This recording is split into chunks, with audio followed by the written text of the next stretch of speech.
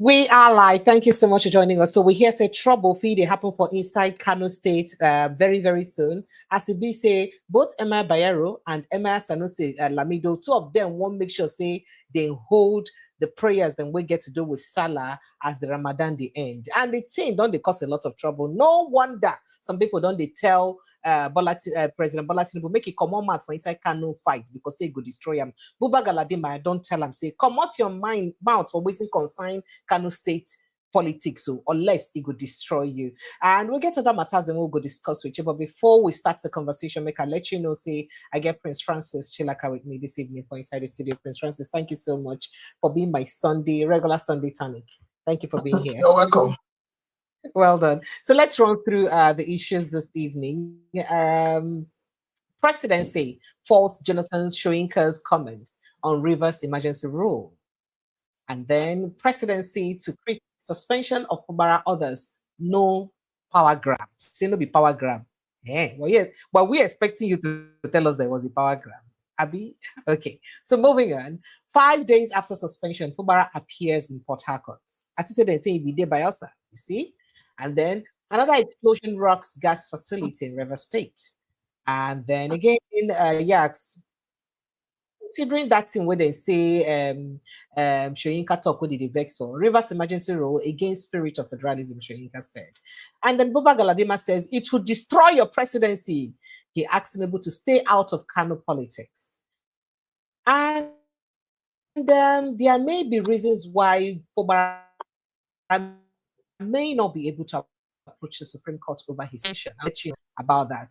As a matter of fact, Nigerians don't go dig out an old video of Nyesom Wike where they talk, say, for inside 2018, say, Wike, as him be the advice Ambode to resist Godfatherism. Bandits, 6 community guards, 4 vigilante men in Zamfara State. Tension in Calabar as policeman runs amok, shoots 3 dead, injures others. And self-defense, concerned Nigerians advocate pardon for convicted farmer. You remember that we get to do with a farmer where he say they convict for murder. In fact, sentenced to death for inside Adamawa State because of saying defend himself against the Fulani headsman. Amnesty demands immediate investigation into Natasha Akpoti-Uduaghan's sexual harassment allegation. All of these stories, no one will shall say our presidency will even listen to self sharp, but we could just talk.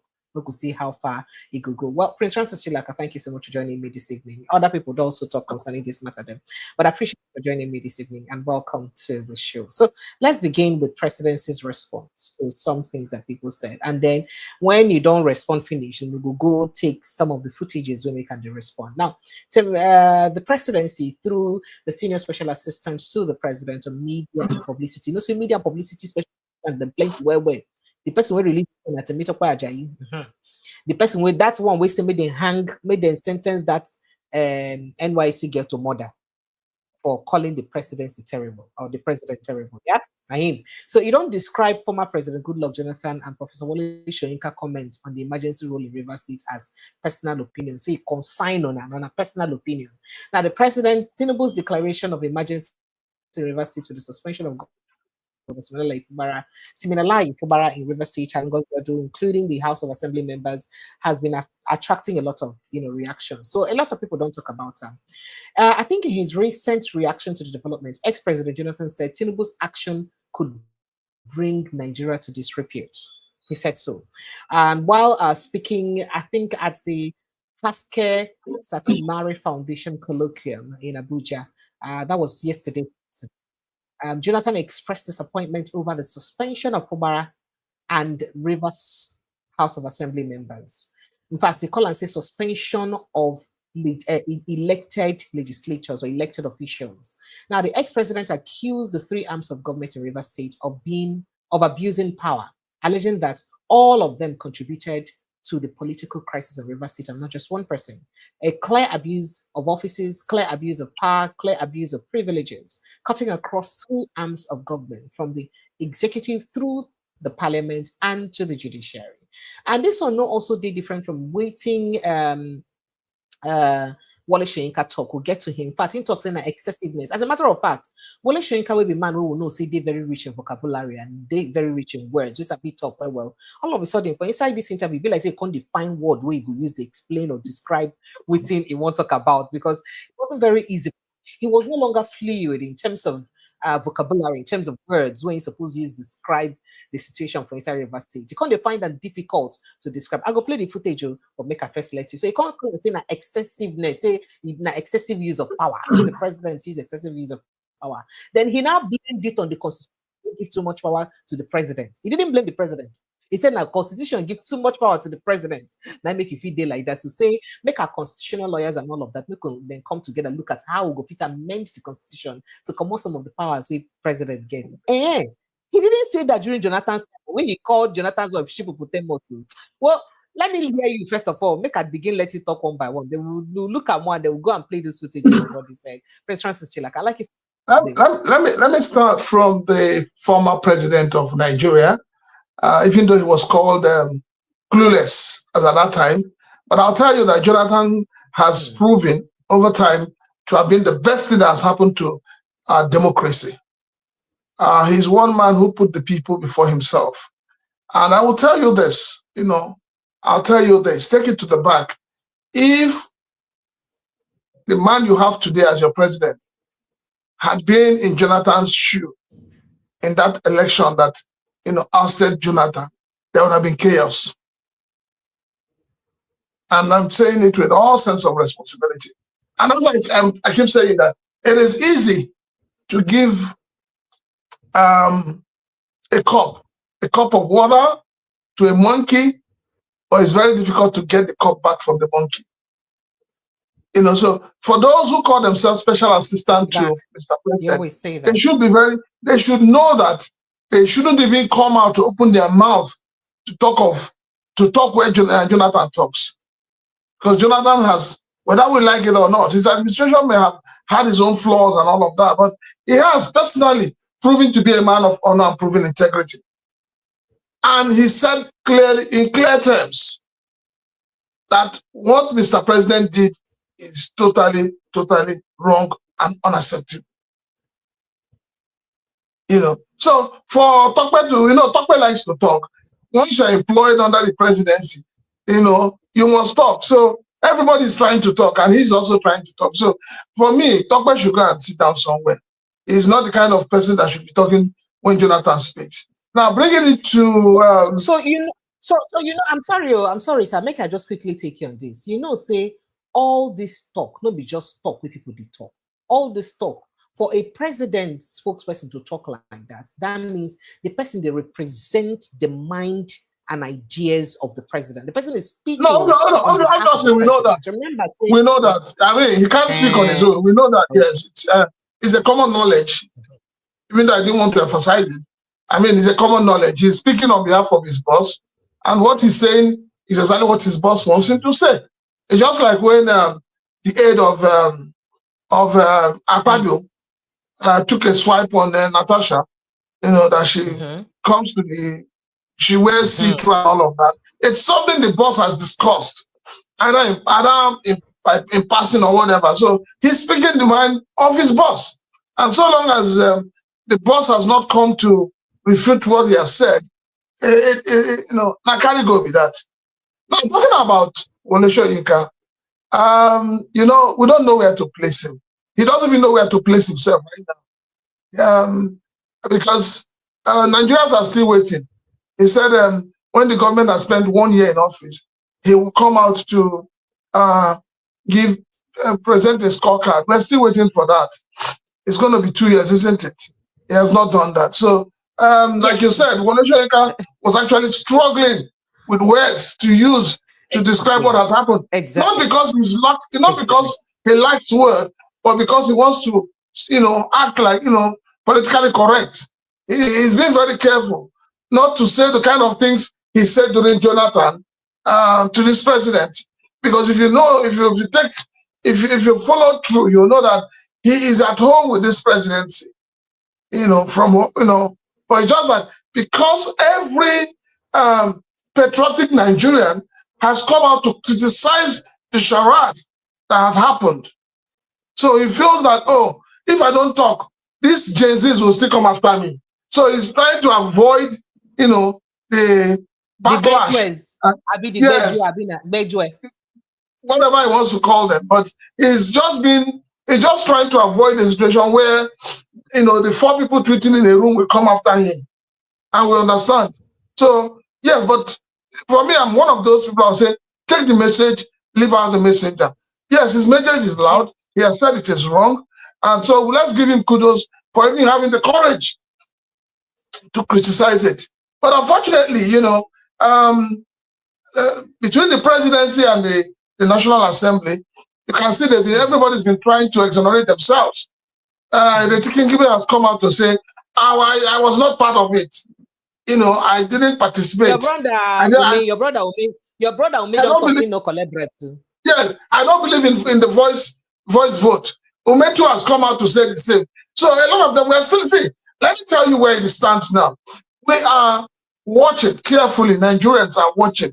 We are looking at those who will come out to tell us what has happened or what really happened in the National Assembly. 2027 is close by. I'm telling you, a lot of the people you have in the National Assembly will not come back, no matter the magic they want to do. Because Nigerians are watching. If they have decided that all of them used voice vote to put asunder to democracy in Rivers State, 2027, we will welcome them. We will shake hands with them. We will also tell them that the people have sovereignty, and that sovereignty is what they are riding on. So let them continue. We're watching them. But will that not be if we truly have good election in Nigeria? And that will not be waiting make us supposed to be seek for electoral reform right now to make sure, say, our election would be good. Because if the kind of things then will happen for all the past elections we will just get recently, now what's going to happen now again? That means we need to go anywhere, because it doesn't look like what happened the last time was election at all. And then if you see examples of what happened for Kogi, Bayelsa, Edo, and all these places, and the election what we won't do for 2027, then that means it'd be like, say, we're more backward than we were even in 2023. That means 2023 will even be a better election than 2027. So is it not time for people to start asking for better, good electoral reforms? Or at least looking at those loopholes where we say they inside the electoral act, where these politicians they use commit all this crime they commit. It is not that people are not agitating. It is not that people are not agitating. It's just unfortunate that the beneficiaries will not want the thing to be corrected. The political class are benefiting from, the falsehood and the lacuna in the electoral law. And so as such, they would not want to correct it. I mean, that is why a whole National Assembly, that the principal officer, the president of the Senate, has been accused by another member of sexual harassment. And as you and I talk today, the Senate, they're just praying and hoping that the thing will die down, that the thing will just die off. Nobody will talk about it. So it's really, really unfortunate. And that is to show you how people want to hold on to power, by hook or by crook. If we have a thriving democracy, if we are growing in our democratic norms, the Senate president by now should have stepped aside and allowed for a proper investigation into that matter. But no. So it's the same problem you are having with the electoral law. The ordinary Nigerians are complaining. Everybody is saying, we need to take a second look at our electoral law. But the thing is that the beneficiaries of the crookedness in the electoral law, will they be ready to look into it? Would anybody want to do something that they know at the end of the day they will not benefit from? So they are happy with the way the structure is. Grab it, snatch it, and run. I remember Otto Zeribe used to say, when you go to election, do everything to win and let your opponent go to court. So this is the situation we have in Nigeria. We have a situation where nobody respects the people. Those in power do not value the people. They do not respect the wishes of the people. Because if they do, let me tell you, do you know why the Senate would not want to go and do the normal to third voting? No. The reason is because they know that Nigerians want to know who and who voted for and who voted against. So when you use a voice note, that is Yahoo Yahoo, nothing else. Because at the end of the day, you can't even say who and who said yes, and if you notice, if you go back to listen to that, the clip of what happened, you'll find out that when they were shouting, those of you in support, say aye. You saw that people, the microphone was switched on. You could actually hear one person's voice very loud in the microphone. Yes, yes. And what they said, if you're against, the microphones went off. So, yes. Wait, make a check them again. So it is very, very unfortunate. It's unfortunate that those who have elected as people to, I don't even call them leaders anymore. They are elected as the representatives of the people. They are representing themselves as against representing the people. Can we listen to it again just to be sure of that thing you said there? So that all of us go judge together as all of us are the judge and jury. Any more contributions? Any more contributions? So we put the question. Are we ready for the question? Are we ready? Those in support of this request of Mr. President as amended should say aye. Aye! Those in support of this request from Mr. President as amended should say aye. Those against should say nay. There is have it. Thank you very much. Now you get it. Now you see the trick. Okay. The thing we don't get sense. We get sense. Because for instance, like somebody like that Honorable Obi Agubata, the one from Issikwato, so where vehemently rejects the voice vote. Somebody like I suppose saying nay. How come even your own voice? The microphones were off. When he said it, did you hear any sound? Precious, did you hear any sound? So let's see. These people don't, they think we're foolish. This is why the Senate is telling you now that Facebook, YouTube, all of them should have office in Nigeria. All they are trying to do is that they know that it is YouTube, Facebook that is exposing them.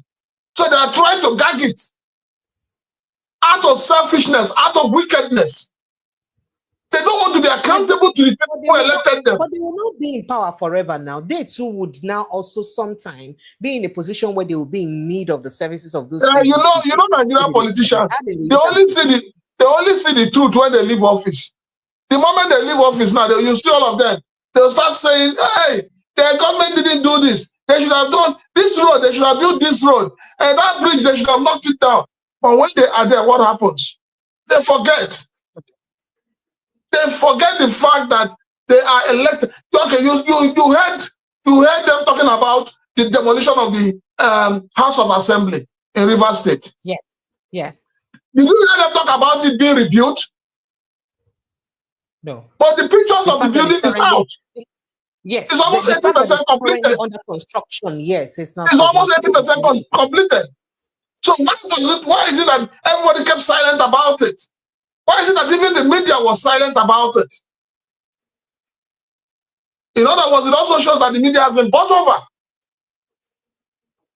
And it's really, really annoying. It's really frustrating how people we have given our mandates to have no regards and respect for us. It is really, really upsetting. You played the other one, was it not last week? We're looking at what happened in Ghana. When they were looking into their budget, you saw the way they were analyzing the budget and making points of reference. But in Nigeria, do you even look at the budget? Do they even study it? Even when this Rufai son raised an issue, pertinent issue, what did they do? They shut him down. And they went ahead and added more figures to the budget that has been submitted to them. The political class in Nigeria they're totally corrupt from head to toe. Right. And that is why Peter is saying that even himself, in their moment, they pray for him. But for me, it is not about prayer. We don't pray, we don't tire. It's about the people knowing their rights. It's about the people going out. I keep saying it. Nigerians must go out and get their voters card. If you have 500 people voting in a unit and only 100 people come to vote, Do you think the 400 will be allowed to go like that? That is where they falsify the results. So Nigerians must know that for us to take back this country, it is a duty that every one of us owes the youth, the children unborn. Like your president keeps saying, subsidy is gone. Policies are put in place because of the children are yet unborn, but yet the children that are alive can't even go to school. They can't even get good medical attention. They can't even eat 3 square meals a day. The ones that are alive, you are not taking care of them. You are thinking of the ones that even their parents, the people that are giving birth to them are not married. And you say that your government is thinking straight. And you say your government is thinking about the welfare of the people. No, no, no, no. It is retrogressive thinking. Now I understand why Mr. President came up and changed the national anthem, taking us back to the 1960s. We hear since peace and unity. We have to since peace and unity, no doubt our national anthem again. Since then, chaos starts. Every time chaos they see. You know, say before peace and unity, they inside. Then could they get peace and unity? But let's scrutinize some of the things that was said. Let's begin with Jonathan, because now he first talked yesterday. And waiting in talk. And waiting in talk will be the big deal. Will make a lot of people they come for him, because a lot of people they come for Jonathan. Say waiting in do when he did for government. Say now be the worst governor, be the worst president for inside history. Even though say him make him understanding emphatical, saying I be the presidents we don't employ or we don't get the services of most women. I mean, we don't include women most for inside in government. But it be like all those ones when you talk no. But let's look at the way he addressed the River State issue and the big deal about how he addressed it that is causing the opera. And of course, what is happening in Nigeria today regarding the situation in River State is like an Indian proverb that said that if somebody is sleeping, really sleeping, you can easily wake up that person. But if the person is pretending to sleep, you find it difficult to wake up that person.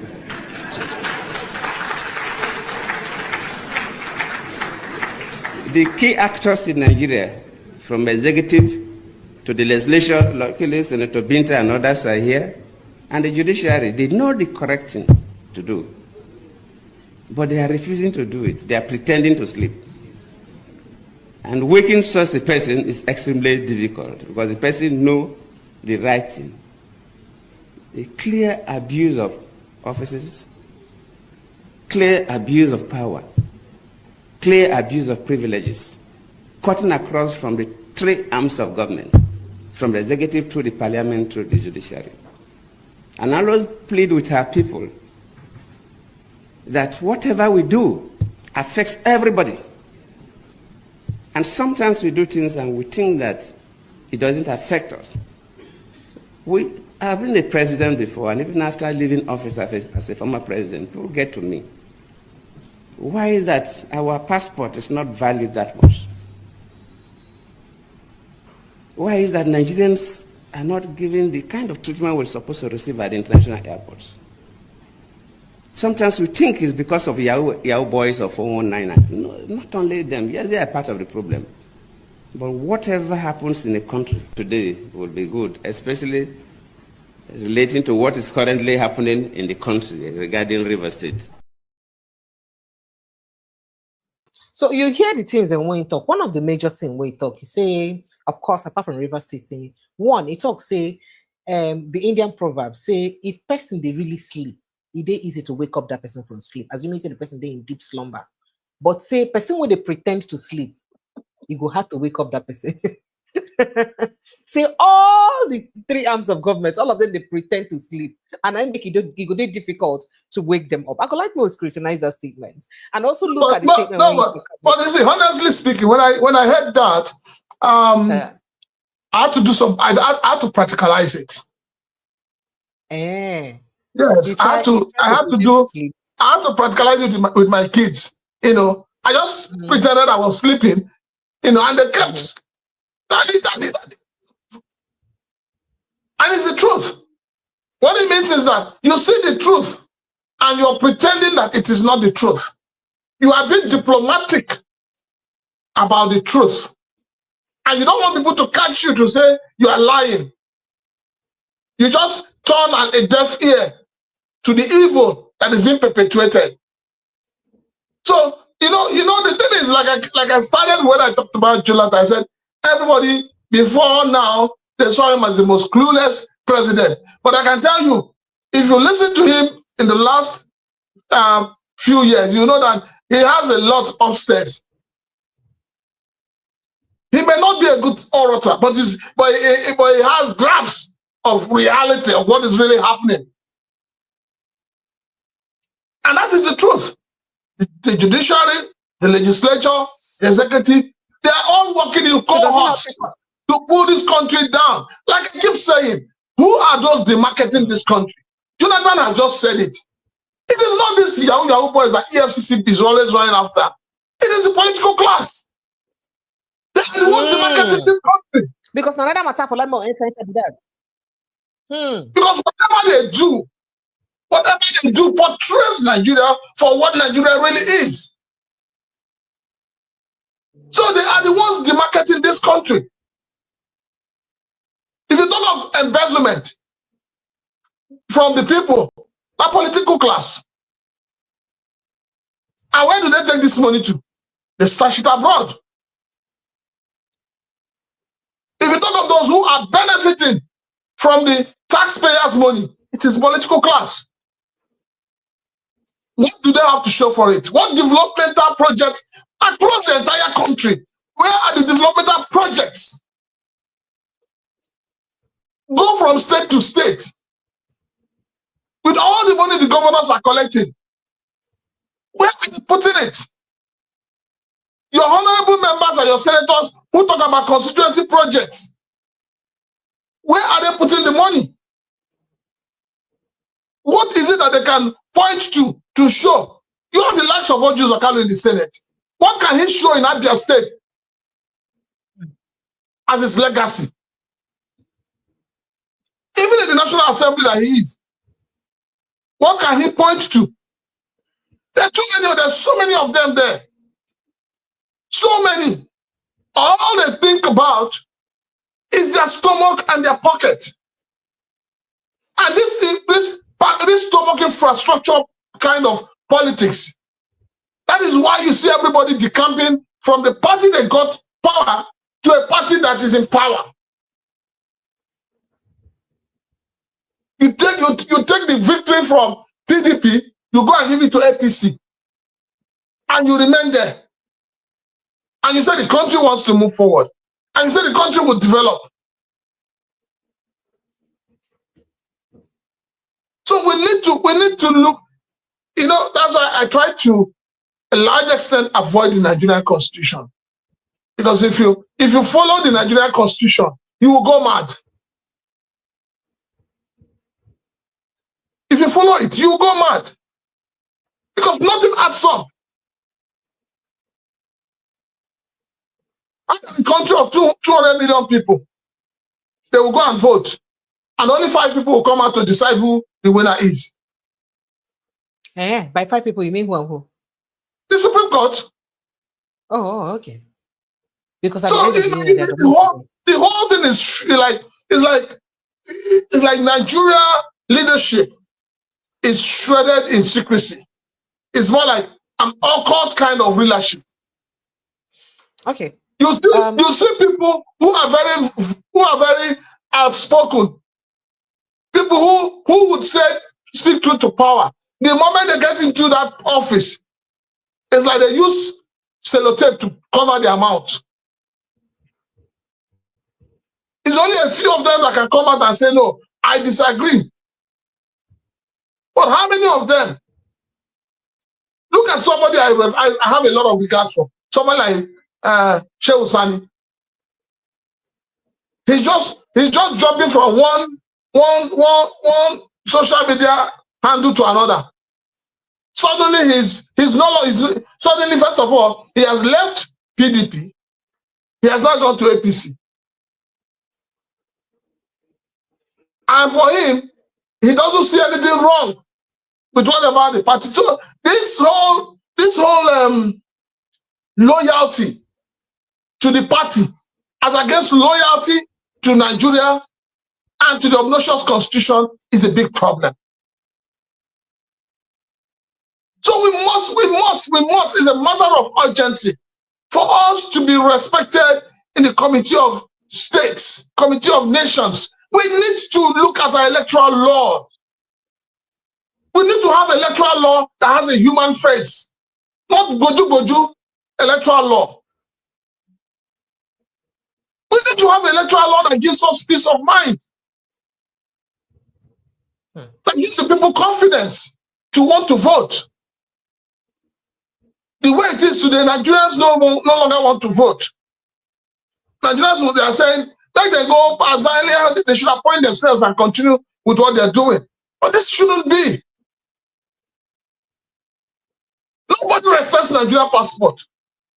Once you carry that green passport, enter any country, the way they search you to your pants.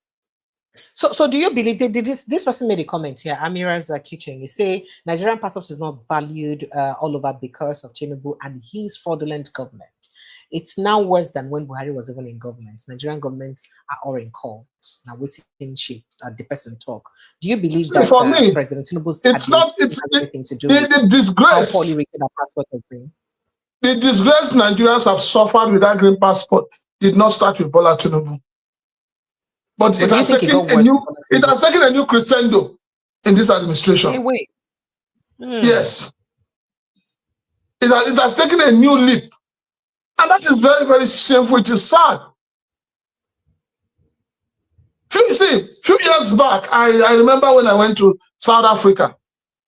You see, when you have the green passport, they respect you. They treat you as an expatriate. Because then the Naira had value. Today, the Naira has no value. SEFA is even better than Naira. Yes, it has. You don't pass on. So when your currency loses its value, people treat you like tissue paper. Okay, so me could begin address these issues then, as the presidents, they don't talk. They don't also talk. So they say they don't try to grab power, but that they tried to ensure that they stop or prevent the state from descending into anarchy. That's what they claim. But even now that there is a military administrator again, another explosion don't happen today again too. Even though we have a military administrator, and we don't know how that explosion happened. And a lot of people, they also blame, say, if it be saying now, even the people where they fight, like them wicked, and if you don't go cause that explosion, so that they would declare this state of emergency, that's what they always wanted. That may be the reason why this happened. But the presidency is saying that it's not because that they wanted to call for state of emergency. And everybody, don't they expect somebody like Wole Soyinka to talk? You know, say, he may not talk, saying go score this administration after the first 1 year. He never reach 1 year, so you know he score. 2 years, don't they reach now? He never still score. But I think that he did it. But this is Wole Soyinka talking. Let's play what he had to say and how suddenly people they talk say, for somebody where they very rich in words, come begin struggle with words when go use to explain or describe the situation or waiting President Bola Tinubu do. What do you think could be the reason for that? Maybe could just play and face, or maybe not just some people just they overthink things. In River State, whom I expect to be in the court by now. Because above the above the president himself, there's the law. And I expect those who are affected to take the primary step. Let me confess that I was surprised at the ease with which this emergency law, that step, was applauded and passed. And then the critical question, even within the powers of a president under democratic dispensation, there are areas of discretion. And you're quite right to point out this wholesale suspension of everything to government. I think that's an over excessive response within the rights and the powers. We're assuming now, let's say that the president is constitutionally right, but within his powers, there are also areas of discretion. And I think that the wholesale scuttling of the democratic existence in the rivers was excessive. I think it could have been managed much better, much more economically. I think the president did not sort of curb the extent. He didn't economize on his presidential emergency powers. On that issue, I agree with you absolutely. There's an issue of the Constitution. Is the president's action constitutional? And I hope the affected politicians, governor and representatives, that they test this all the way up so that we get a clearer picture once and for all.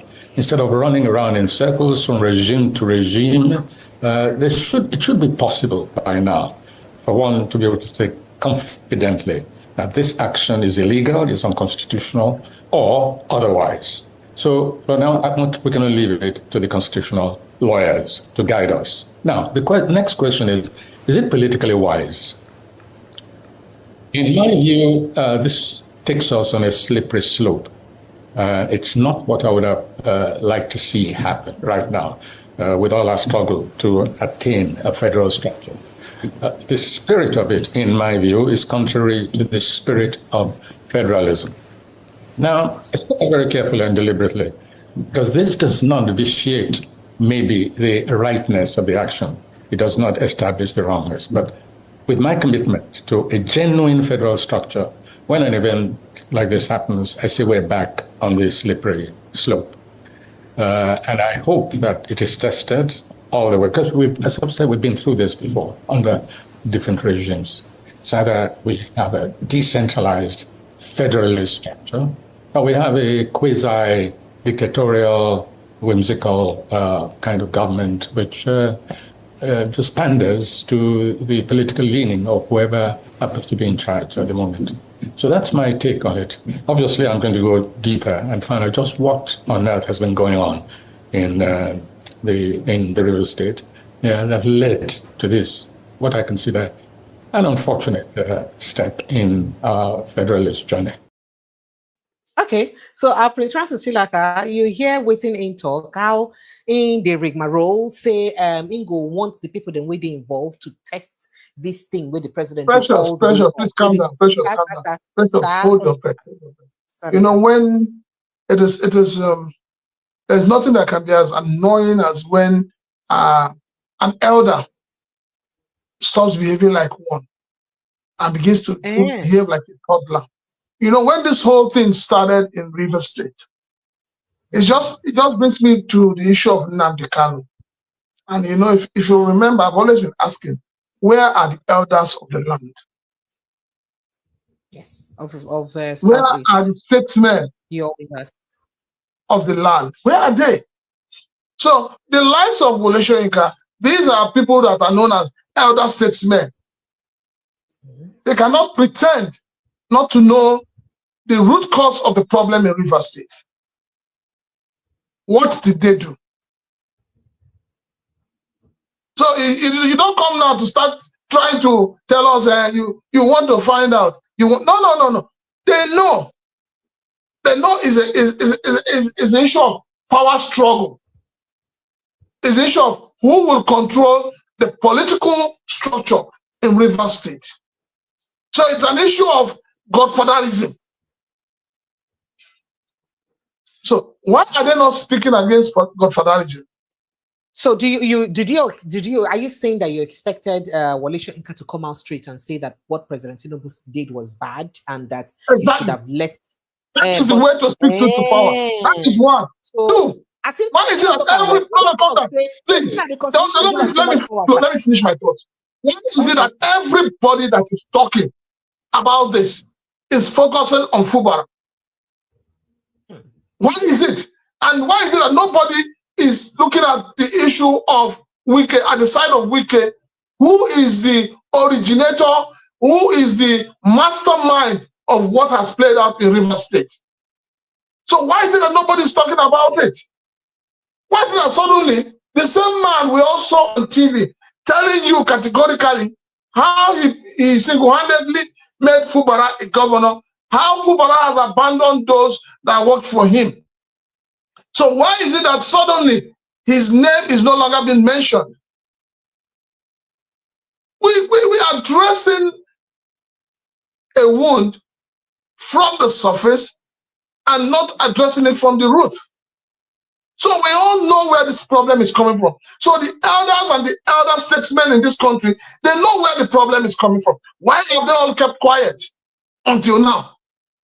Why have they not told Mr. President to his face, President, call your minister to order. Tell your minister to face FCT and leave Port Harcourt alone. I mean, Rivers State. Why did they not do that? So why is everybody suddenly using the Constitution as, to hide everything under the Constitution? Something that has a political solution. It's like when they say Nnamdi Kanu fled, he jumped bail. Everybody say, oh, Nnamdi Kanu jumped bail, he jumped bail. But nobody's looking at the fact that his hometown was attacked by military men. So if he had been killed during that period, what would they have said? No human being is a log of wood. It's only a tree a tree will hear that they're going to cut you down, the tree will stand. The moment you say they're going to cut a human being down, the human being will run. Because life is precious, it's only once. So those who are now speaking, the president didn't do this, the constitution didn't do this. No, what have they done to speak truth to Wike? Because he's the one that caused all this crisis. Are we exonerating him? Wow. So are we exonerating him? This same man who has told other people, he opened his mouth in 2013 or so to tell Ambode to resist Godfatherism. In his word, Port Harcourt is not Lagos. It cannot happen in Port Harcourt, in Rivers. Rivers is not Lagos. But now he is the champion. He is the one championing Godfatherism, and everybody's keeping quiet. Why are we lying to ourselves in this country? So just to quickly mention. All right, sir. So just to quickly mention, we're glad to announce that the suspended River State Governor, Siminalayi Fubara, made his first public appearance today, Sunday, 5 days after President Bola Tinubu declared a state of emergency and also suspended him. Now, the former governor attended a special prayers, worship, and Thanksgiving service, I think at the Salvation Ministry's headquarters in GRA, Port Harcourt. His presence, of course, dispelled a lot of speculation that he had relocated to Bayelsa State, where he's now seeking refuge because of political crisis. Well, he did speak in the church service today, where he said that he expressed gratitude to God for his love, mercy, and unwavering support amidst the ongoing political challenges in the state. He was accompanied by top politicians, elders, and stakeholders from the state. So we've put that to rest. He is doing okay. He's well, hale and hearty. He's been able to speak. So I'm sure that the elder statesmen who were asking of him would not see that he's fine. But speaking about that 2018, I think it was sometime in 2018 during an Osasu Show. Yeah, that's I think it managed on or something like that. Wike, who was then River State governor, advised Ambode to prioritize Lagos interest over those of President Bola Tinubu. Only seen Nyesom Wike, the minister, once advised Ambode that. So he said Ambode failed to make his second term of office. But then in the heels of that advice, a lot of people are not saying that, wait, this will not be the first, second, third, or fifth, or fourth thing. I'll be 10th thing where Wike don't talk. We say no go do. We Ingo finally do. What advice would you give to your brother governor in Lagos State, Akinwunmi Ambode, giving his rift with his political godfather? I will tell him to resist it. If it is correct, I'll say to resist it. Godfatherism cannot work in Rivers State. It will never work.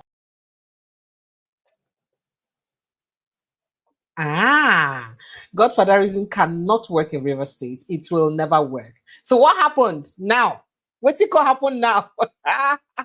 They say the man when they cut neck. Let me finish That's up. why they cut neck, not they allow me the carry knife going back.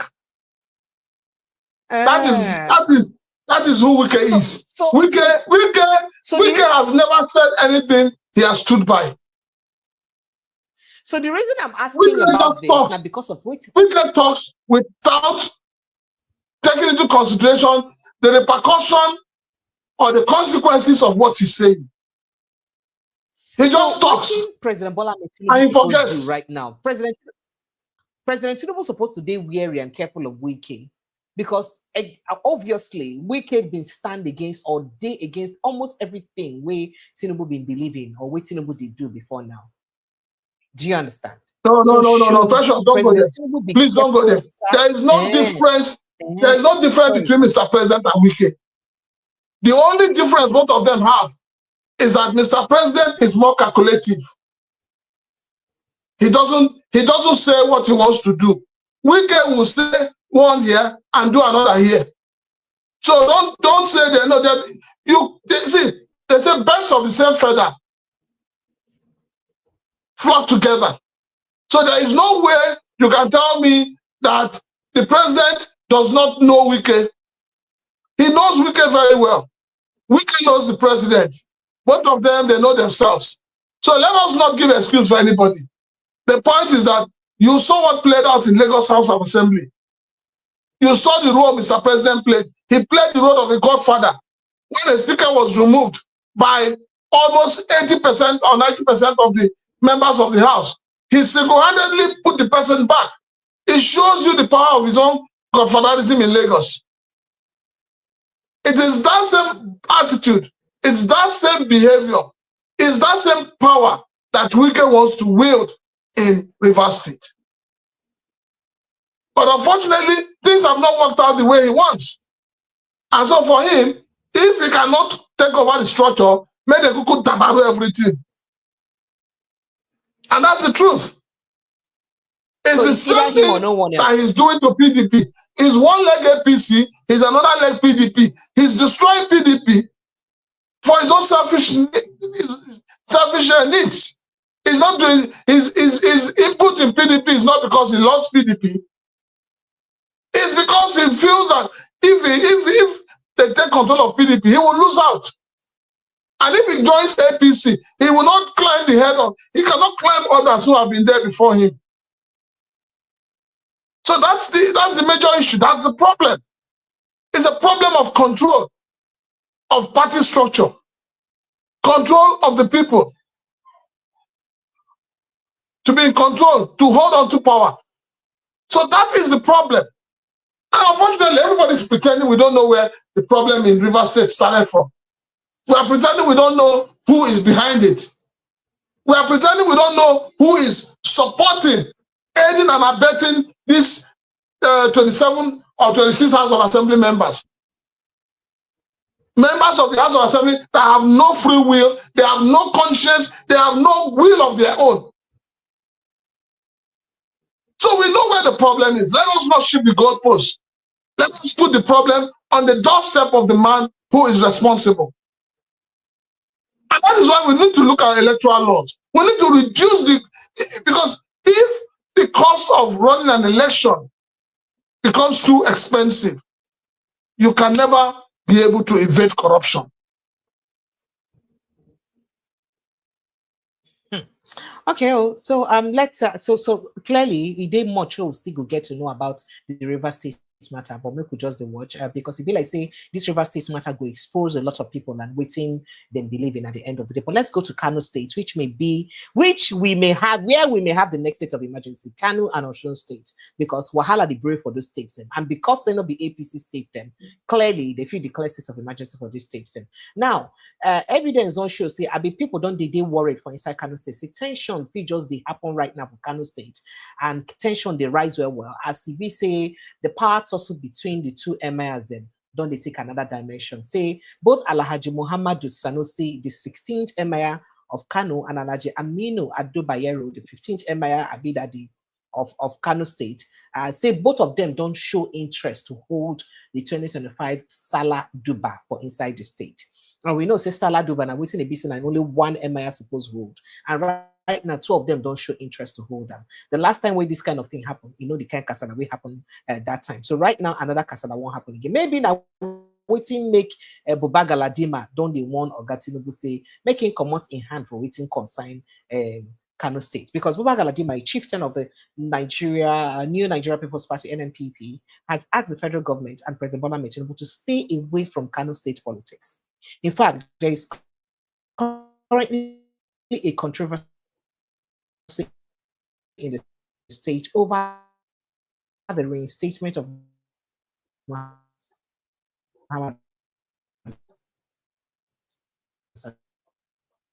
Sanusi and this as the 16th of his intervention in the state politics because it will destroy his presidency. Galadima said, if Boko Haram can hold Nigeria ransom in the last 13 to 14 years, Tinubu will not be able to withstand the issue that will come from Kano if he interferes in the state politics. Is that a threat to a sitting president? In fact, he further says, I want to tell the federal government, including my friend, President Bola Tinubu, that he should be mindful of Kano politics. It will destroy his presidency. They never agree on any issue, and I have an inherent knowledge of how we dealt with the issue of Kano politics during the NPN when I was the youth leader then.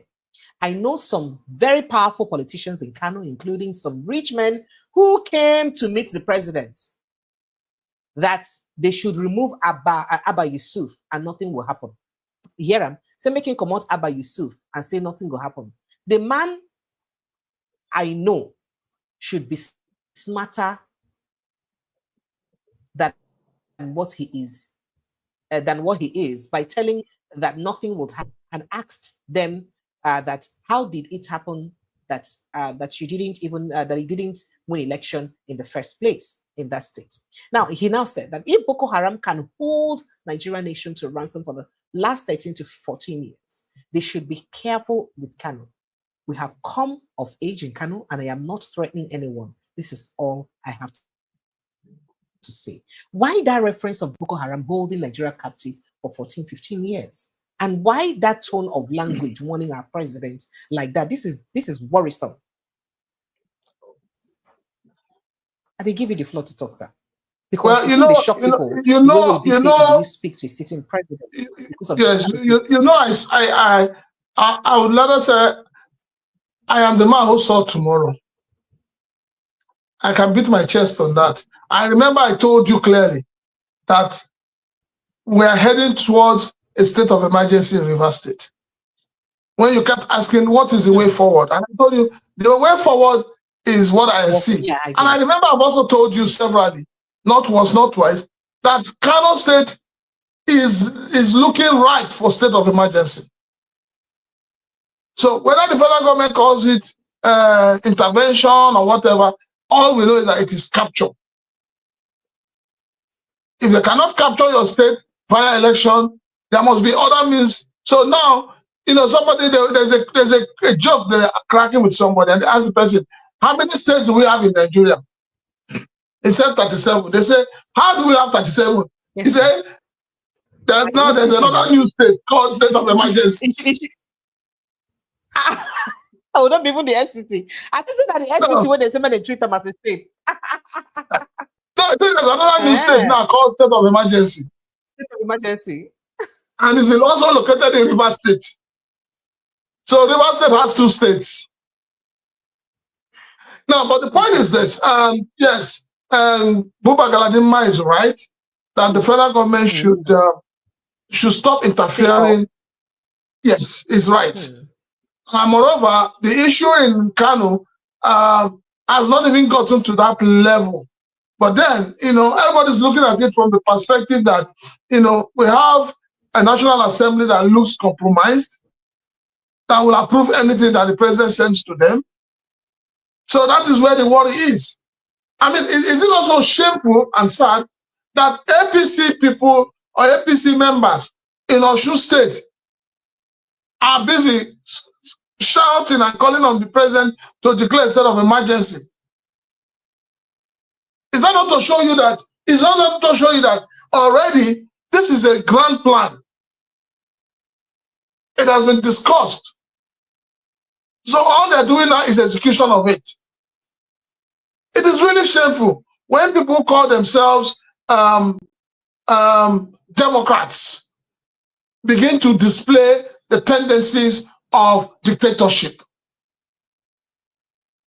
So I know that the imminent issue in Kano, it will be resolved amicably to the satisfaction of everybody.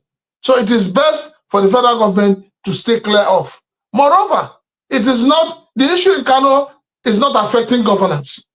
The legislatures are functioning, the executive is functioning, the judicial is functioning. So why would this federal government be interested in that tussle? It's like the federal government getting involved in the issue of sultanate. So sometimes, you need to weigh the options. You need to choose your battle well. And I would appeal to Mr. President to choose his battle well. Don't choose a battle that will plunge Nigeria into crisis. We're talking about River State. We're talking about the blowing up of pipelines. Maybe this presidency does not understand what Yar'Adua went through to suppress that issue. He doesn't know the sacrifices that was put in. When they were blowing up pipelines under the late Yar'Adua, where was Wike? Where was Wike that is making noise all over the place? The political class in Nigeria, they don't want to learn. They are not learning and they don't want to learn. I have always insisted and I will continue to insist that for us to build a nation that we all can be proud of, we must learn to embrace Georgia than to war. The way our politicians are handling issues in this country is not something that is sweet to the ear. They are doing everything as if it is a right. They must do this, they must do that. The government needs to calm down and listen to people, negotiate with people, bring a human face to these situations and find a solution. There's so much suffering in the land. So much. Some of us now, we don't even know how to answer our phone again. You open your WhatsApp, you see more than 50 messages in a day. Everybody asking you for something. You go to a supermarket to buy something, you see people lined outside waiting. The moment you're entering your car, they're coming to confront you. You go to the hospitals, the same thing. So these are areas government should focus on. Government should focus on ensuring that they create a level playing ground for Nigerians, create an environment for Nigerians to thrive, create employment. Not running from helter to skelter, finding out who is decamping from PDP or Labour to APC. It's so sad and so shameful.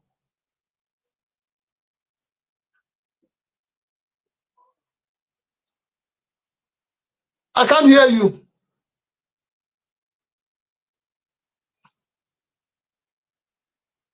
Okay, so I said he did waiting Chidodin Kano talk about this River State issue and President Bola Tinubu and waiting he talk.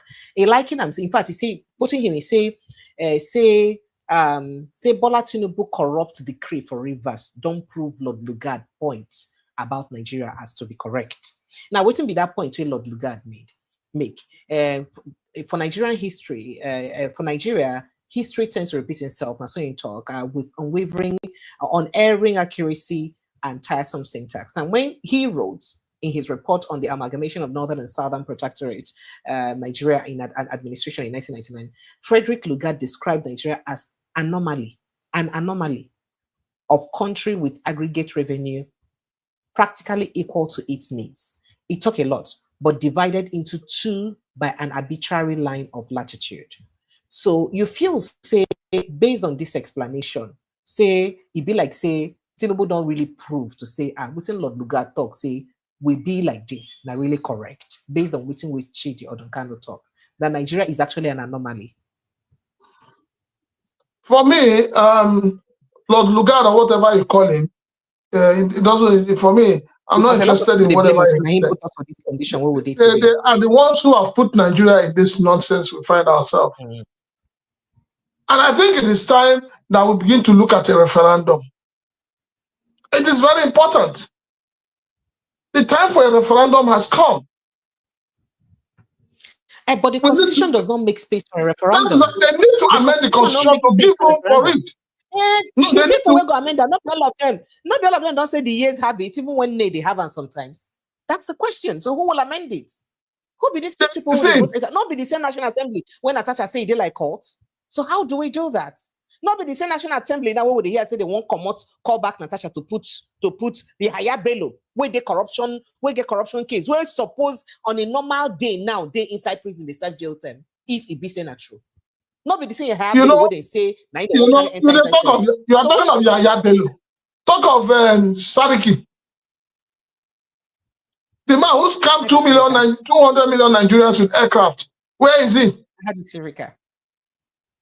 I mean, Hadithirika. Where is he? He's in his house enjoying himself. Your former accountant general, where is he? I told you, and I stand by it. You want waiting for 109 billion naira. Yes, it is the political class that is demarketing Nigeria across the world. The ordinary Nigerians are doing everything they can to prove to the world that Nigeria is a country with men and women that can challenge the entire world. But your political class are the ones dragging us backwards. Your political class are the ones making our passport not to have any single respect outside Nigeria. The political class need to go and think as if there's no box. So now they scatter our They are the problem of this nation. So let's quickly So let's quickly visit other issues here before we wrap up. On unidentified gunmen, we hear today, suspected to be bandits, have reportedly killed 6 operatives of the Zamfara State Community Protection Guards, CPG, popularly known as Askarawa, and 4 local vigilantes in an ambush in Anka local government area of the state. That is, these bandits then still they work very well in action. Why it be say their work? Why it be say they difficult like this to curb and maim them, to just put them to order? And why this Zamfara state don't they go on and on? And now this same Zamfara 9 to Bello don't they cause plenty havoc? How come it be say we never even think of to declare state of emergency for inside Zamfara state based on all these things really happen? Zamfara again. Why would you think of say farmers they pay taxes before they go access their farms, including Why would you think of precious? Why would you think of declaring a state of emergency when your Supreme Court sentenced somebody who was defending himself? Self-defense. The High Court, first of all, I read what the High Court said, that when he collected the knife, why did he not run away? Go and read the judgment of the High Court. Go and read the judgment. So let's talk about that. Let's even talk about that. Let me read up that case a little bit for Nigerians. As it be say, people now don't even make a case for the young man. So reactions have continued to trail the death sentence slammed on a farmer. And now this one, a Supreme Court, so that means that the final court. And they fear for him because I know say many Fulani cabals them go make sure say this man die by hanging. And that is why I'm scared. But let's go ahead and read it. Now, the farmer, Sunday Jackson from Adamawa State, the judgment where the Supreme Court give him. Now, Jackson, it was reported, allegedly acted in self-defense against a Fulani headsman. Now, you recall that the Supreme Court affirmed the judgment of a High Court, sentencing him to death for killing an attacker in self-defense. Jackson has consistently maintained that he acted in self-defense when the Fulani headsman attacked him with a knife while he was working on his farm, adding that during the struggle, he managed to wrest control of the knife and fatally stabbed the attacker, who later died from his injuries. Now, despite this, the trial court determined that Jackson should have fled the scene after disarming the headsman instead of using the weapon against him. Fled the scene so that in brothers then for corner go pursue and kill him. Now, the court convicted him of murder and sentenced him to death by hanging. This has raised significant concerns about fairness of the ruling, with many critics arguing that it overlooked the immediate danger Jackson faced. Now, the case has stirred widespread outrage and intensified discussions on the need for stronger legal protections for individuals who act in self-defense during a violent encounter. Make we also not forget, say recently, the same Fulani headsmen have carried out attacks in different communities and different states in Nigeria. We have women from communities in Enugu State, Osun State, Sapele Delta State, several other states crying, Ondo State, crying and complaining about killings. Benue State too.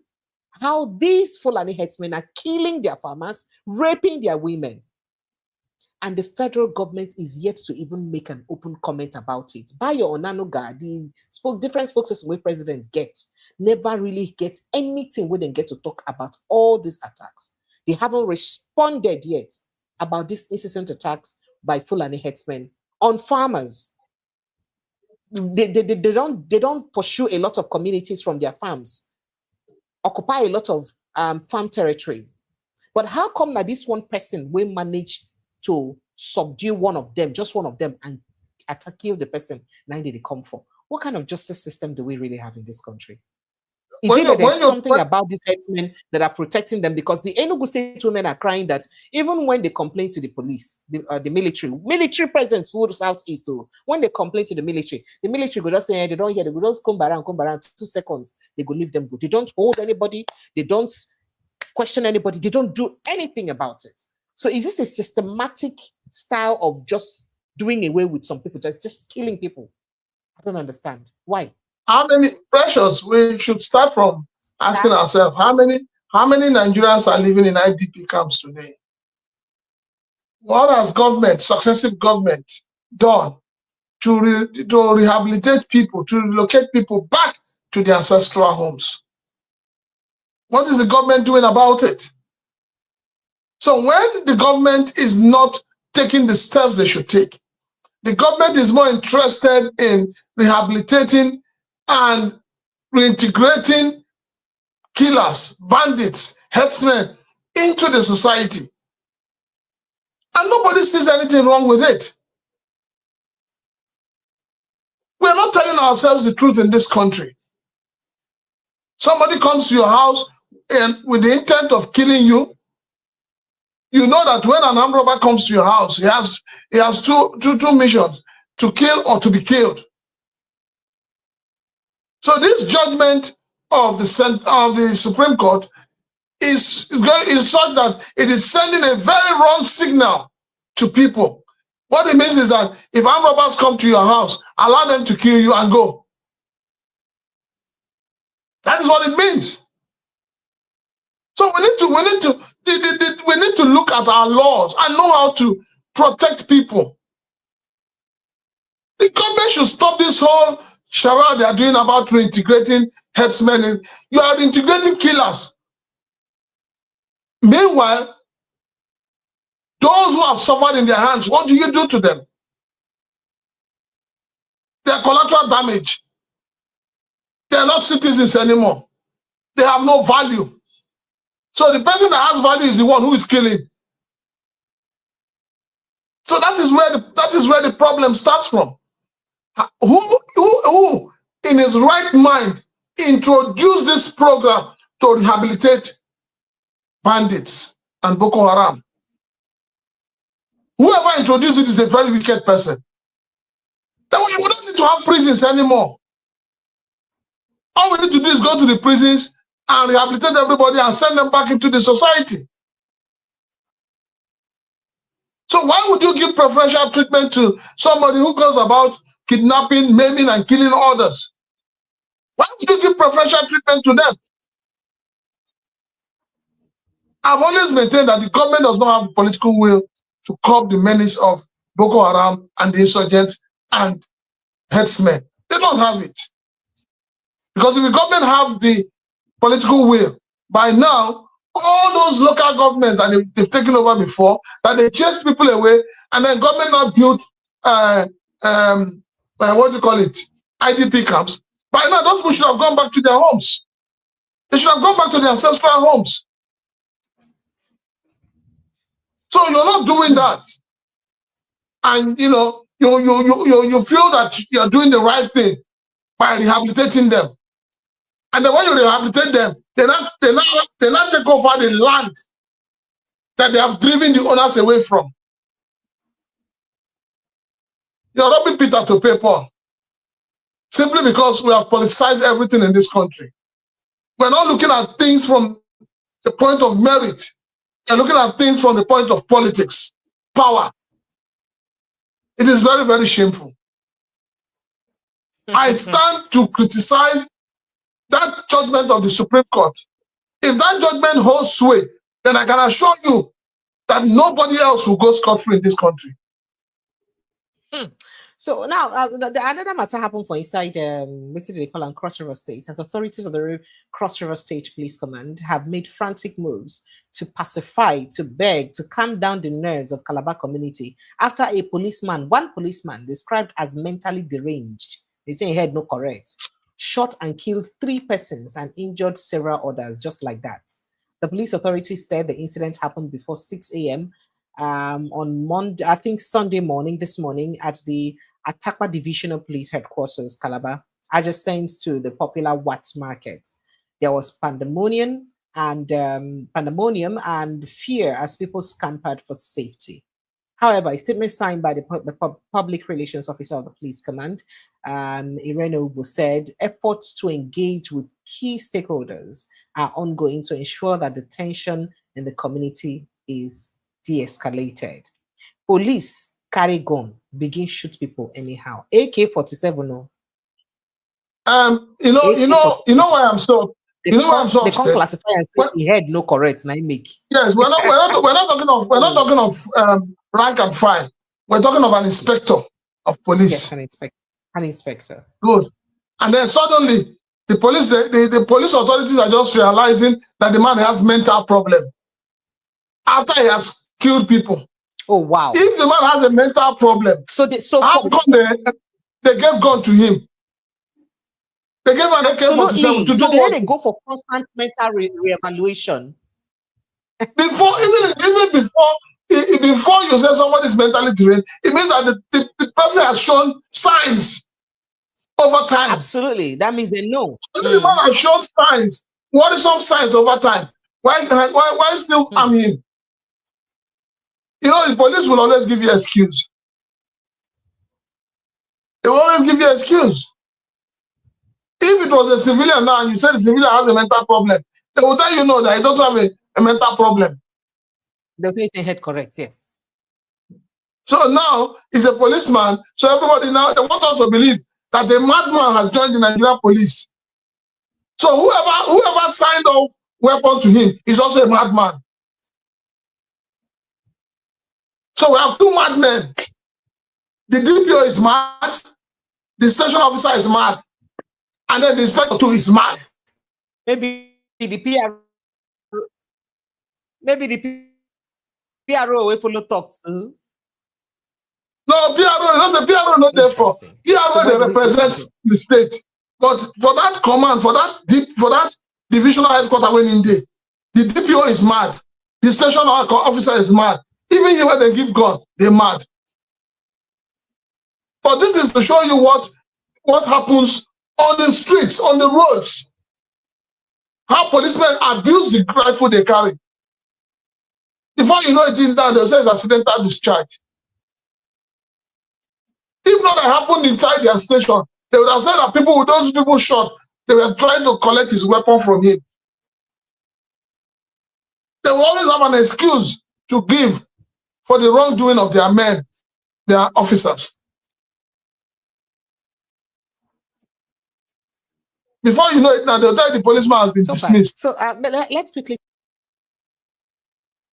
So let's quickly touch on Natasha's case. But before we do so, I'd like to kindly remind you, this is the first time of joining us. I beg, kindly click on the subscription button or subscribe. Follow us like a village people. Make the bring on and matter them one by one. So also turn on the notification button so that you will see when we be saying we come live every time, and then you will get alerted anytime we will come live. So let's quickly visit the case of Natasha very quickly, as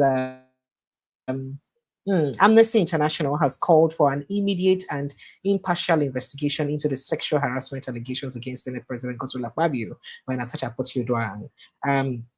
At different television appearances at home and abroad, Akpoti-Uduaghan, who represents Kogi Central in the Senate, has repeatedly stated that Akpabio made passes at her. Now, in a statement, Issa Sanusi, Amnesty International Country's Director for Nigeria, said the gravity of the allegations necessitates a thorough and unbiased probe, warning that inaction could have severe consequences. According to him, he says the National Assembly must not continue to look away while the allegations remain and are being bizarrely trivialized, undressed, and ignored. So he said. So he say blatant failure of the authorities to investigate the allegations raised by Senator Akpoti-Uduaghan will have wider, devastating consequences that include perpetuating a system that makes it increasingly difficult for survivors of sexual harassment to justice, while allowing perpetrators to get away with gross human rights violations. Now, make we even talk about how Natasha go fit even win the case. Perhaps the House even agreed to investigate the case. Do you even see the House, first of all, being fair in that investigation? Now, we know, see, Nigeria no did the way abroad, the way we see. If they just say, here's sexual harassment, the people don't really ask you for proof of sexual harassment. The people don't even ask you for proof of messages and all that. Even person with a rape for Nigeria, you must bring evidence to show, say, they rape you. And you and I know that sometimes it is difficult to prove those things, especially when it gets to do with the high and mighty. Because for a lot of people way they within that level, you feel no hold your phones or to record when you're near them and all of those situations. So how you won't use really proof? I be the proof, say maybe in the caller at a particular time will be proof enough. And you see the Nigerian Senate actually moving on to have this. As they talk to you now, they don't make frantic effort to call her back. The courts don't give go ahead, make them go about calling her back. We hear say Yahaya Bello they work frantically with Akpabio to make sure say they call her back. And just today we see say her senatorial district then vex themselves then come out contact say they no go agree. They even protest on her behalf. But before we get to today's own, yesterday she also had another interview with DW, a leading German news, a leading German television station, and then she also featured on a television station, a major newspaper that is, I think, The Economics, a major leading newspaper, which she also featured for to talk about this matter. Now, this thing going to give Nigeria constant bad name. How it be say the world going to expect Nigeria to fit handle this case, or the world go one day interested in how Nigerian authority go fit handle this case, and how what's be the best way Nigerians will do to handle this case? Make I let you respond before I go play some of the footages where I get. I'm short of words. I'm shocked. I'm still surprised that with all what is going on between Natasha and the Senate President, your President, Bola Tinubu, has not seen the need to address the issue. Because I was expecting that he would have intervened in this matter, but he has kept quiet. You know, President, in other words, right? Well, the wife don't talk, say Senate, and where people they conduct themselves with decorum now. So where do they conduct but themselves? we saw what happened between the Senate President and not even her own. I'm not even talking about her own. The recent one that happened between the Senate President and Dixon. Oh, Sarah K. Dixon. Yes. Why no let Sarah K. Dixon talk? Where in the so why did they not suspend Sarah K. Dixon? You see, this whole thing, the Senate played into the hands of Natasha. The leadership of the Nigerian Senate played into her hands. Oh, and how did they play into her hands? No, they played into her hands. Okay. No, they played into her hands by suspending her for 6 months. No, don't forget, when she first submitted her petition, they said no, they will not accept it, that because it was not signed by her constituency. She went back and got her constituency to sign it. Also, in between that period, there was a court injunction, even though it has been vacated, but there was a court injunction asking the Senate not to, the Committee on Ethics and Privileges, not to sit and discuss on that until her petition is heard. But they still went ahead. So they played into her hand. So it means that from all that the Senate has done, it simply shows that there's an element of truth in what she's saying. So what they are doing is to try in every way possible to placate her and protect the Senate President. So it is totally, the way we handle issues in this country, especially when it has to do with gender in the female gender, it's baffling. But then But then we know that even the women themselves don't like themselves. That is the question. That's actually what I'm trying to say, because The women themselves don't love themselves. Now, actually, women too, they use champion this her recall too. So how does that is impression? I keep saying it. I run a foundation, and I've been to police station with somebody who was said to, who have claimed that she was raped, and nothing came out of it. Nothing came out of it because of the way you will be treated, the way the victim will be treated. You will lose every humanity in you. It's like a husband and wife having a problem, and the husband beats the wife, and you go to the police. They'll ask you, now you be the first woman they will beat. And then if you're bold enough to get your husband to be detained, your husband's family members will come to you and ask you, why did you detain their son? They will even tell you to your face, are you the first woman that a husband will beat? So do you know that? A big problem. So the reason why this is baffling is because in other countries, developed countries, there's even something called spousal rape, where a man can actually rape his wife. They are married, they're living in the same house. Now, leave that grammar. No bring her come Nigeria. Your wife. No, bring her. No. They come first. They come. No, bring her. When I tell you, stop.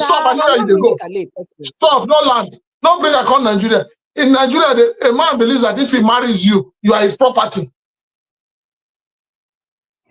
Most men believe that their wives are their property, and that's a mindset that needs to be changed. So what I'm trying to say is that while countries then don't they so develop that they look for ways, they renew laws, they look for different things what they could do to hold people accountable when they commit crime. Meanwhile, Nigeria still they backward. We never even think of, are these not the things that these National Assembly members should be looking at? Because we do know that gender-based violence is a thing in Africa and not just Nigeria. So it means say they need to look for ways where they No. Your National Assembly, they're only interested in themselves. They're only interested in themselves. They believe in making laws that would protect them and not make laws that will protect the ordinary Nigerians. So let's quickly take you hear that how many children are out of school in Nigeria? What have the National Assembly done to be able to reabsorb these children into school? What have they done? People are making laws to make life easier, make life friendly for their citizens. Which laws are your senators and honorable members making to even ease the current suffering in the land? Okay, so let's quickly take make we go watch that interview we should do again, and whether that interview did indicting to the Nigerian political class, especially in the way where they treat the other gender for inside politics. I've had to deal with. And can you explain to us what Senate authorities told you about why they were suspending you? They summed it up to say I was suspended for gross misconduct as against my allegation of sexual harassment. But I believe that I was suspended to silence me from speaking forth, more like punishing me and setting an example so that no other woman would dare speak on such things, especially against powerful men. So they say I was suspended for gross misconduct. And I ask, what exactly amounts to the gross misconduct? Was it because I refused to move my seats? We have... there were videos that popped up whereby the same Senate president in the 8th Assembly years back, he also had a brawl in the chambers because his seat was moved when he was not duly notified. Right. And his countenance, there was actually much more. In the Nigerian Senate, we have had senators gone physical on themselves, shouted, insulted, cursed, and even threw items at themselves. They were not suspended. So why me? I think I am just victimized. And that's the bigger picture of how women are treated in politics in Nigeria. And could I but just let me ask say you, this. let me ask say you... this, very important. I am not the first woman to have accused the same man, Senator Akpabio, of sexual harassment. There is a lady in the corporate arena about 3 years ago. Her name is Joy Nonie. She was the MD of NDDC. She actually spoke that she had to slap him when he tried grabbing her in a hotel. So this is not an isolated case. But again, I'm saying this. I would want the courage that I have gotten to speak about this this societal vice. I want it to be taken serious because there are a lot of women who are suffering, not just in politics, not just in the corporate arena, but in universities and many places. Women are sexually harassed, and there is no safe spaces for us to vent and seek justice. Okay, thank you for that. And of course, So you don't hear him, you don't hear what she talk. Now it look like, say, the Nigerian political landscape now where we did deliberately very, very dicey and volatile for women. Waiting these things, suppose waiting in mean say this kind of news they go out like this about Nigeria, about a political class for Nigeria, about a democracy for Nigeria. If go ahead, sir. First and foremost, you need to understand that you have a political class that have no shame. They're not bothered. Nothing moves them. Because honestly speaking, this is something that should have been nipped in the bud right in the Senate. If the Senate had been proactive rather than reactive, this matter would have been resolved. But then you have a Senate that is made up of 95% men. More than 95%. There are 109 and you know members. That men and ego so just about 2%. Men and ego are 5 and 6. And I want to make the one replace her with a man now. So as far as the men in that Senate are concerned, is it not the same Senate? A man went, a senator married a 13-year-old girl. 12 years old, 14 years old, thereabout. What are you thinking about? So you have men who, unfortunately, they will tell you they have daughters, they have wives, but they have no respect and regards for their wives and their daughters. And that's the truth. Okay. Somebody it's very unfortunate, but for me, I believe that there is an Igbo proverb that says that if a child is pointing somewhere consistently, if the mother is not there, the father is there.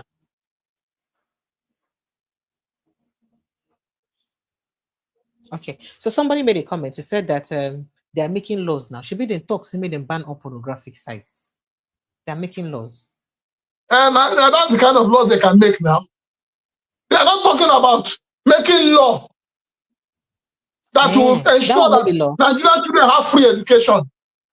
They are making law that will guarantee employment for fresh graduates. And from pornography, they start. If for anything, you collect all the funds of all those honorable members without informing them, you go see what you're not supposed to see inside their phone. Okay, so just to let Nigerians know, her people don't they call for her call back, and court don't give go ahead.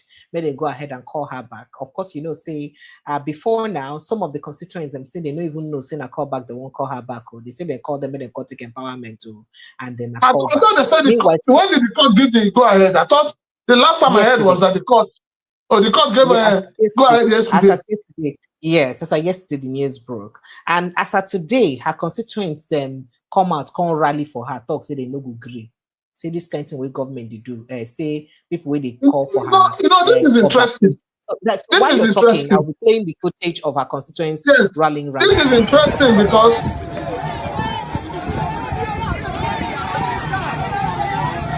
ahead, sir. I am surprised that suddenly the call, everybody's talking about the recall of Natasha. But we have had a situation where some people had initiated it in the past and it never saw the light of day. Because they say it's very expensive. All of a sudden, it's not so All of a expensive sudden, anymore. it's the way we are paving way. We are paving the way for it. Nigeria is a funny country. Nigeria is a funny country. Okay, so why do you see this ending if they eventually succeed in calling for her, recalling her? If they succeed in calling her back, then we have lost democracy. Yes. If they succeed in calling her back, be rest assured that it will be difficult for any woman in Nigeria to go to the Senate after the ones you have there now.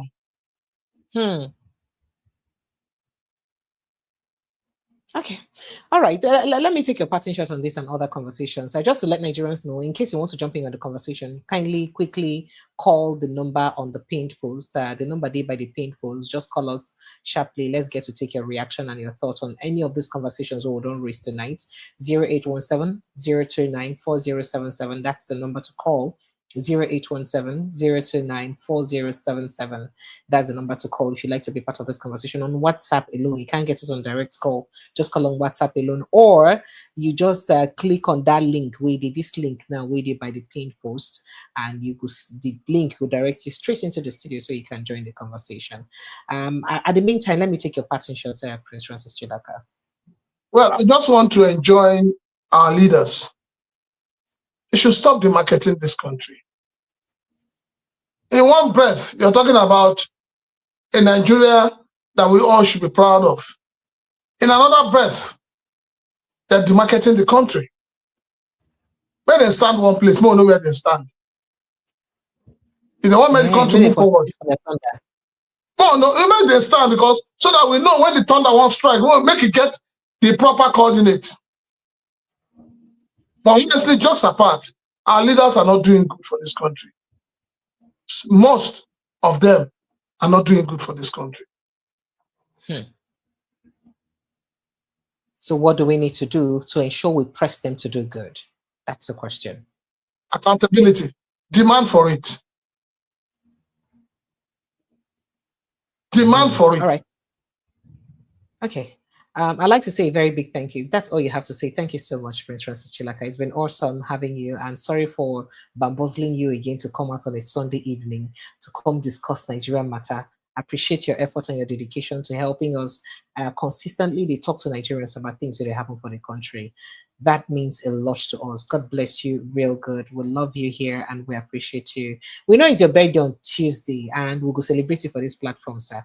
Thank you so much. Thank you. Yesterday was Dr. Kayode's birthday. I also wished him happy birthday on the community.